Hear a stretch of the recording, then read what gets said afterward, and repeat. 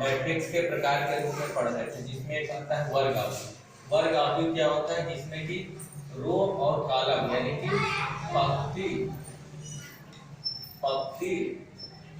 और स्तंभों की संख्या क्या होती है? बराबर होती है। उसको क्या बोलते हैं? वर्ग आवृत्ति। जैसे कोई अवयव है ABCD, ये 2/2 का है, या लिख सकते हैं कोई दूसरा अवयव है ABC 2 3 4 1 5 0, ये देखिए 3/3। यहाँ पे रो 2 है, 2 कॉलम है, यहाँ 3 रो है और 3 कॉलम है, ये क्या हो जाएगा? वर्ग आवृत्ति। अब इसके बाद है विकर्ण आवृत्ति। विकर्ण आवृत्ति यानी डायगोनल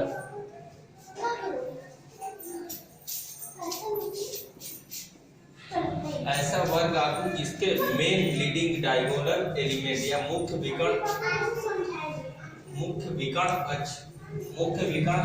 तक अवयव क्या हो? नॉन जीरो हो और सब क्या हो? शून्य हो। उस प्रकार के आवृत्ति को क्या बोलते हैं?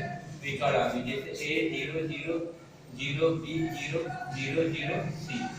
यहाँ पे देख रहे हैं ये मुख्य विकर्ण इसका क्या है? नॉन जीरो और शून्य, और सारे एलिमेंट क्या है? शून्य। इस प्रकार के आवृत्ति को विकर्ण आवृत्ति, या इसको ये भी लिख सकते हैं विकर्ण ABC, ये भी लिख सकते हैं। या इसका दूसरा एग्जांपल ले लेते हैं B = 2 0 0 5, ये भी हो गया यानी कि विकर्ण 2 5। अब इसके बाद है अदिश अवयव। अदिश अवयव या स्केलर मैट्रिक्स। स्केलर मैट्रिक्स क्या होता है?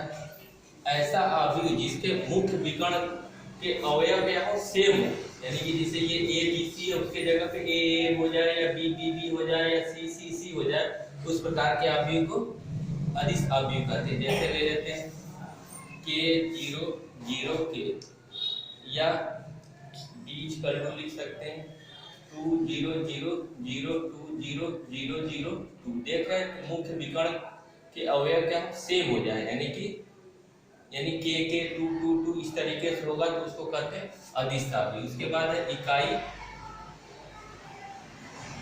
अवयव। इकाई अवयव या आइडेंटिटी मैट्रिक्स। आइडेंटिटी मैट्रिक्स वो मैट्रिक्स होता है या इकाई अवयव या तत्समक, या इसको कहा जाता है तत्समक अवयव, ये भी कहते हैं। इसमें ये होता है कि जो मुख्य विकर्ण के अवयव है वो क्या हो? एक हो जाए, यूनिटी हो जाए, उस प्रकार के अवयव को क्या बोलेंगे? इकाई अवयव या तत्समक अवयव। या 3/3 का रहेगा तो उसको लिख सकते हैं 1 0 0 0 1 0 0 0 1। इस तरीके से हम अवयवों के प्रकार के बारे में जान गए। अब इससे संबंधित जैसे कुछ क्वेश्चन भी होते हैं, जिसे कह सकते हैं कि अगर कोई अवयव है उसका मेन, जैसे कोई दिया गया एक अवयव जिसके कुल अवयवों की संख्या मान लेते हैं 12 है, इसके कुल कितने ऑर्डर या इसके कुल कितने कोटि, कितने प्रकार की कोटि हो सकती है, तो इसके जितने 12 है उसका खंड कर लेते हैं। यानी कि गुणनखंड करने का मतलब 1 × 12 हो जाएगा, या 2 × 6 हो जाएगा, 3 × 4 हो जाएगा, 4 × 3 हो जाएगा, 6 × 2 हो जाएगा, और 12 × 1 हो जाएगा। इस तरीके से इसका क्या हो जाएगा? कोटि। अगर अवयवों की संख्या दी गई है, उसकी अगर कोटि निकालनी है तो उसमें करते क्या है?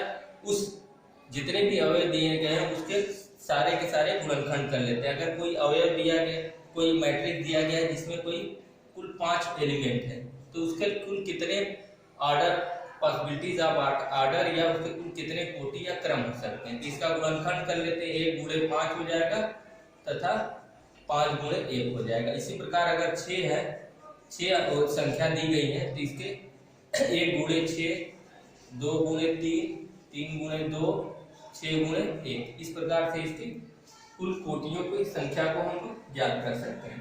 अब जैसे देख लीजिए दिया गया है कि कोई एक्सरसाइज 3.1 में क्वेश्चन दिया गया है, उसमें पूछा है, जैसे ए दिया गया है, मतलब ले लेते हैं कोई भी, मान लेते हैं कि एक कोई मैट्रिक्स दे देते हैं 3.1 से रिलेटेड क्वेश्चन है, जैसे 2 5 3 0 1 2 -1 19 -3। तब कहा जाएगा इस अवयव के 821 ज्ञात कीजिए, 831 ज्ञात कीजिए, 833 ज्ञात कीजिए। क्या होगा इस 821 करने का मतलब दूसरे रो का पहला कॉलम, पहला रो दूसरा रो, दूसरे रो का पहला कॉलम कितना हो गया, 0 हो गया, ये उत्तर हो गया। इसी तरीके से तीसरे रो का पहला कॉलम, तीसरे रो का 1 2 3, तीसरे रो का पहला कॉलम कितना हो जाएगा, -1 हो जाएगा। इसी प्रकार से 833 यानी कि तीसरे रो का तीसरा कॉलम, तीसरा रो हो गया 1 2 3, तीसरा कॉलम यानी हमारे पास कितना हो जाएगा, -3। इस तरीके से 3.1 से रिलेटेड जितने भी क्वेश्चन हमारा समाप्त हो जाता है। अब आता है दो अवयवों का योग, दो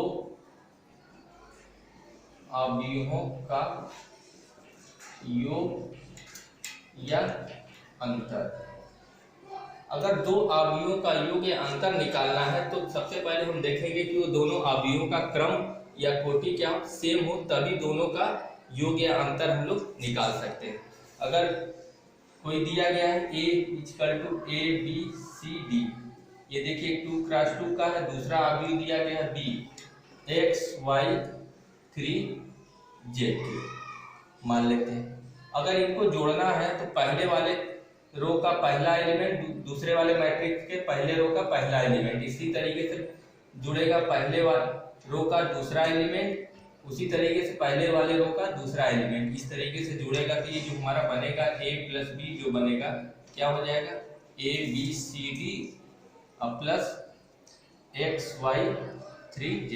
अगर जोड़ना चाहेंगे तो हमारा क्या हो जाएगा, a + x हो जाएगा, ये b + y हो जाएगा। इसी तरीके से इसका इसके साथ जोड़ेंगे, इसका इसके साथ जोड़ेंगे, तो ये हो जाएगा c + 3, ये हो जाएगा d + z। ये हमारा आंसर हो जाएगा।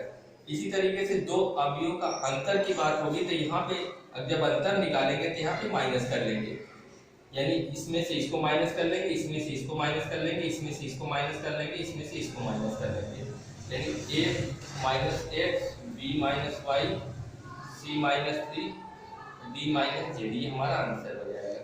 जैसे अगर कोई अवयव दिया गया एग्जांपल ले लेते हैं, a = 2 3 4 1 0 7, और दूसरा अवयव दिया गया है b =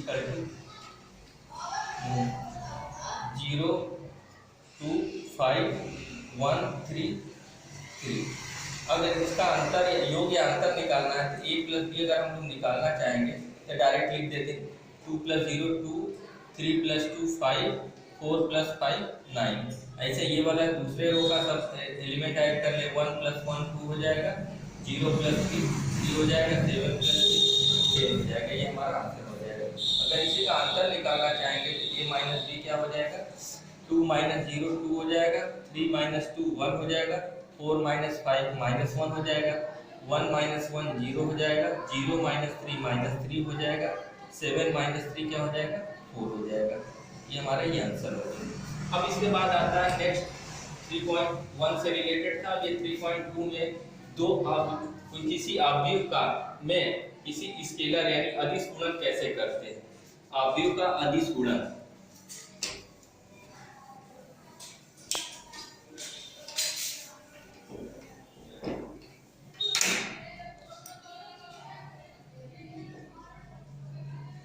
अवयव का अदिश गुणन, scalar multiplication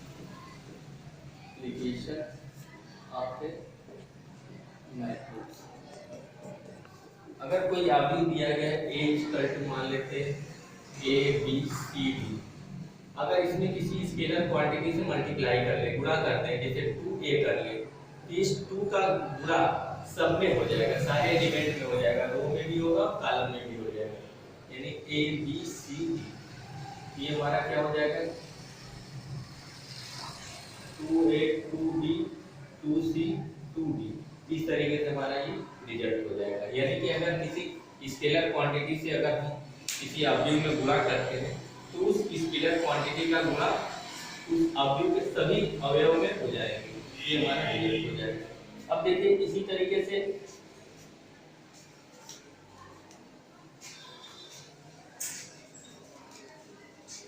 multiplication of two matrix, दो अवयवों का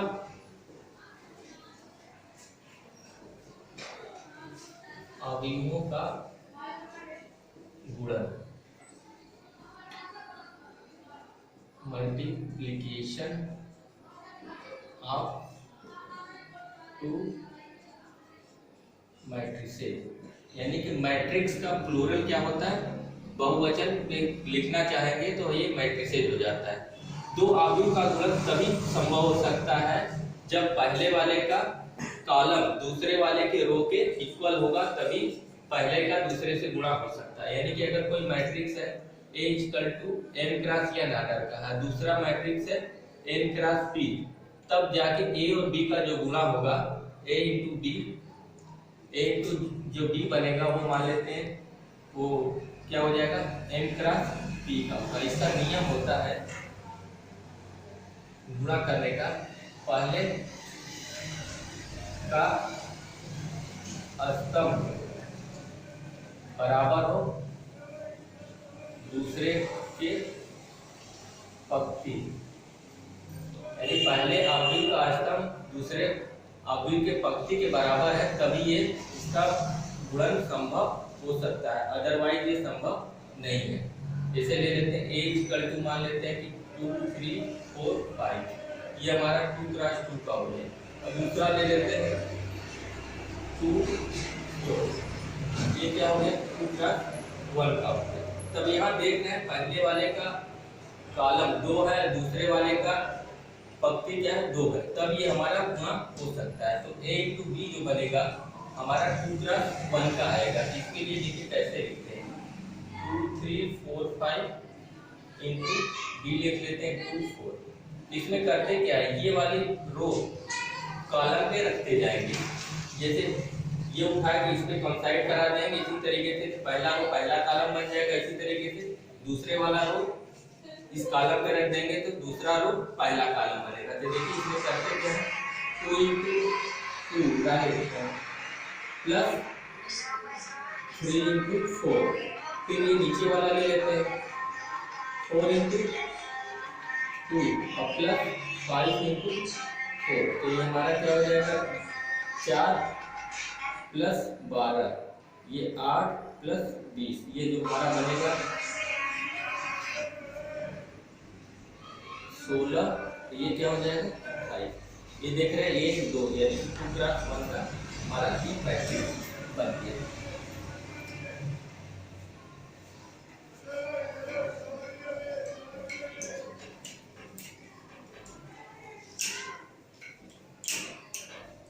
इसी प्रकार से और एक उदाहरण ले लेते हैं, एग्जांपल,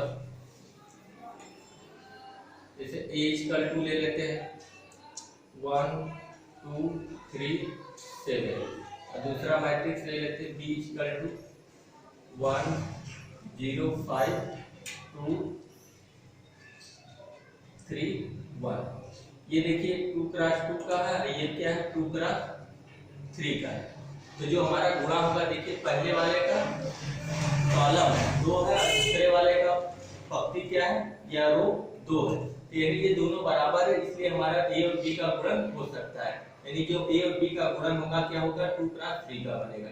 यहाँ ले लेते हैं A × B ले लेते हैं 1 2 3 7 into 1 0 5 2 3 1। अब देखिए ऐसे ही लेंगे ये वाला, यानी रो कॉलम पे एडजस्ट करते जाएंगे, कंसाइड कराएंगे, यानी 1 × 1 प्लस 2 × 2। इसी तरीके से ये वाला इसके लिए ले लेंगे 1 × 0 प्लस 2 × 3, फिर 1 × 5 प्लस 2 × 1। अब इसी प्रकार दूसरा वाला तो पहले कॉलम दूसरे कॉलम तीसरे कॉलम को रखेंगे 3 × 1 plus 7 × 3 × 0 plus 7 into 5 plus 7 into 1। अब इसको सॉल्व कर लेते हैं। ये क्या बनेगा 1 प्लस 4 हो जाएगा, 3 प्लस 14 हो जाएगा, ये 0 प्लस 6, 0 प्लस 21, ये 5 प्लस 2, ये 15 प्लस 7। ये हमारा क्या हो जाएगा, सॉल्व कर लेंगे। 5 6 7 17 21, ये देखिए हमारा रिजल्ट हो गया। इस प्रकार से दो अवयवों का हम लोग गुणन भी देख लिए। अब दो अवयवों का गुणन के बाद हमारा 3.2 का जो चैप्टर आता है, इसमें आपको कुछ क्वेश्चन करने होंगे। जो करना होगा करिएगा, नहीं आएगा तो हमसे आप लोग पूछ सकते हैं। कुछ क्वेश्चन हो सकता है हम 3.2 का नेक्स्ट में बता देंगे।